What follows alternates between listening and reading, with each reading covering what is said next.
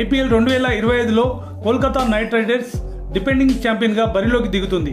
గత సీజన్లో శ్రేయస్ అయ్యర్ నాయకత్వంలో టైటిల్ సాధించిన కోల్కతా గత మెగా వేలంలో శ్రేయస్ను రిటైన్ చేసుకోలేదు. 1.50 కోట్లు దక్కించుకున్న సీనియర్ ఆటగాడు అజింక్య రహానే కెప్టెన్సీ బాధ్యతలకు అప్పగించింది. గతంలో రహానేకు కేకేఆర్ తరపున ఆడిన అనుభవం ఉంది. తనకు సారథ్య బాధ్యతలు అప్పగించడంపై రహానే సంతోషం వ్యక్తం చేశాడు. కేకేఆర్ కెప్టెన్గా ఉండటం తనకు గర్వకారణమని పేర్కొన్నాడు. టైటిల్ నిలబెట్టుకోవడం సవాల్తో కూడుకున్నదని, ఆ సవాలుకు తాము సిద్ధంగా ఉన్నట్లు కేకేఆర్ కెప్టెన్ తెలిపాడు. ఈ అద్భుతమైన ఫ్రాంచైజీకి కెప్టెన్గా ఉండడం నాకు గర్వంగా ఉంది.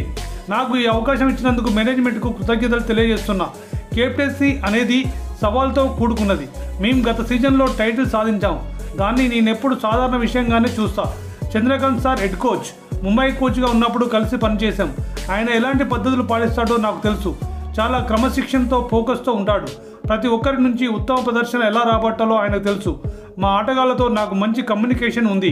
మైదానంలో తమ భావాలను వ్యక్తీకరించడానికి వారికి స్వేచ్ఛనిస్తా.